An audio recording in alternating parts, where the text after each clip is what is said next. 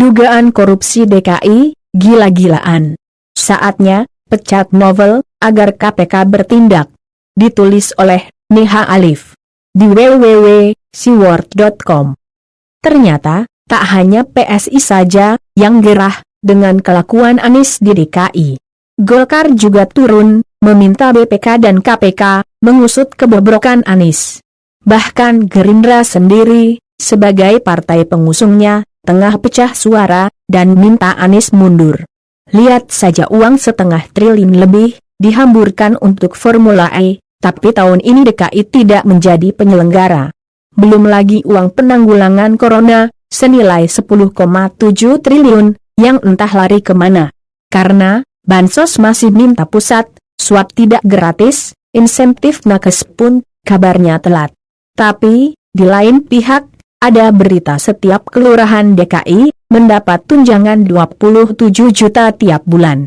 Tak hanya lurah saja, wakil, sekretaris dan kepala susi juga mendapat tunjangan hampir sama. Kemana KPK? Apa belum jelas, semua kejanggalan yang terang benderang? Saat menteri-menteri dicokok dengan korupsi miliaran, kenapa di DKI, yang menguapnya triliunan malah didiamkan? Coba kita rangkum, apa saja kejanggalan yang dilakukan Anies, hingga membuat dua parpol berang. Setidaknya rakyat umum tahu, meski KPK mandul di tangan novel. Sebelumnya, akhir tahun kemarin, Golkar telah bersuara. Seperti dilansir wartaekonomi.com. Ketua fraksi Partai Golkar DPRD DKI Jakarta, Basri Bako, mempertanyakan penggunaan uang virus corona baru yang dikelola pemerintah Provinsi DKI Jakarta yang dipimpin Gubernur Anies Baswedan. Menurutnya, dana yang diterima DKI dari pemerintah pusat dalam menangani COVID-19 dan pemulihan ekonomi bukanlah jumlah yang sedikit. Sambungnya, berdasarkan data, bantuan yang diberikan pusat kepada Anies berjumlah kurang lebih 4,8 triliun. Ia menyebut, dana tersebut diperuntukkan untuk bantuan produktif usaha mikro, subsidi gaji upah, kartu prakerja, bansos sembako Jabodetabek, PHK, dan kartu bansos sembako atau bantuan pangan non-tunai. Sementara itu, menurutnya, DPRD sendiri telah mengalokasikan kurang lebih 10 triliun. Dan, Pemprov DKI juga mendapat bantuan pinjaman dari pemerintah pusat melalui PT Sarana Multi Infrastruktur, Persero, sebesar 12,5 triliun. Lalu saat ini, ingin menarik lagi sebesar 1,4 triliun dari Raperda, pencabutan peraturan daerah 10/1999 tentang Dauna Cadangan Daerah, jelasnya, Senin, 14 September 2020.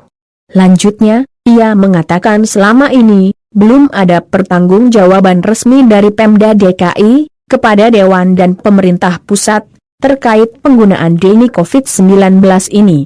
Untuk itu, ia meminta Badan Pemeriksa Keuangan dan Komisi Pemberantasan Korupsi untuk segera mengaudit Pemprov DKI. Hal ini penting, supaya masyarakat dapat mengetahui uangnya dipakai untuk apa saja, tukasnya. Kemudian, kita semua tahu bahwa KPK malah sibuk menangkapi para menteri yang terkait dengan pilkada. Sedang BPK sendiri, menurut Beni Cokro, malah menutupi keterlibatan Bakri di Jiwasraya. Akibatnya, DKI yang amburadul dalam pengelolaan uang terkesan dibiarkan. Kini awal tahun ini, giliran si yang meradang soal anggaran Formula E seperti diberitakan media Indonesia.com. Partai Solidaritas Indonesia mengungkap 3 kejanggalan terkait anggaran Formula ini. Kejanggalan pertama adalah perjanjian penyelenggaraan acara Formula E antara PT Jakpro dengan Formula E Operation Limited, namun pihak Dinas Pemuda dan Olahraga yang membayar komitmen fee sebesar 560 miliar. Ini kan lucu. Jakpro, perusahaan yang terikat kewajiban finansial, karena Jakpro yang tanda tangan kontrak, tapi kenapa rakyat yang disuruh bayar menggunakan APBD, via anggaran Dispora, ujar Wakil Ketua Komisi E, DPRD DKI Jakarta, dari fraksi Si, Anggara Wicitra Sastro Amijoyo, dalam keterangannya, Rabu, 27 Januari. Jelas-jelas Dispora tidak ikut tanda tangan. Ini kalau di dunia hukum, namanya pembayaran tidak terhutang, dan bisa dimintakan pengembaliannya, jika kontraknya menggunakan hukum Indonesia, sambungnya. Kejanggalan kedua, adalah dasar penentuan nilai komitmen fee yang tidak jelas. Nilai komitmen fee Formula E tahun 2020 sebesar 20 juta pound sterling atau 360 miliar. Angka tersebut naik 10% pada tahun-tahun berikutnya. Untuk acara tahun 2020, Dinas Pemuda dan Olahraga telah membayar 360 miliar. Berikutnya, Dinas Pemuda dan Olahraga telah membayar 200 miliar yang merupakan 50% dari nilai komitmen fee untuk acara tahun 2021. Kejanggalan ketiga adalah ketidakjelasan nasib bunga bank dari uang komitmen fee yang mengendap di bank. Anggara memperkirakan, setelah uang 560 miliar mengendap selama lebih dari 1 tahun, mungkin sudah dihasilkan bunga bank puluhan miliar rupiah.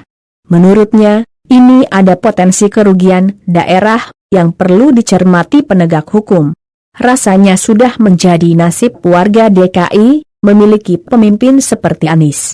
Anggaran daerah yang begitu besar dan justru dibutuhkan di saat-saat seperti ini malah tak tentu arah. Ironisnya, pelakunya adalah Gubernur tersoleh pujaan Jakarta 58. Sampai kapan kezaliman ini berakhir? Mungkin KPK akan bersuara, jika sesama Baswedan sudah tak lagi di sana. Pertanyaannya, siapa yang mampu memberhentikannya? Awal mulanya, kita juga sempat pesimis dengan pemerintah terkait HTI dan FPI. Tapi pada akhirnya kita dibuat gembira, dan ditambah perlakuan yang menekuk mati mereka. Mantan anggota HTI, tak boleh lagi ikut mencoblos di pemilu. Sedang FPI, tak berkutik lantaran semua pendanaannya dibekukan. Kini giliran kita menanti sikap tegas pemerintah ke Anies dan Novel. Mungkin harapan itu akan segera datang seiring diangkatnya Kapolri Listio Sigit. Sebelum duo itu diamankan, rakyat DKI akan terus menjerit dalam ketidakberdayaan. Begitulah kura-kura.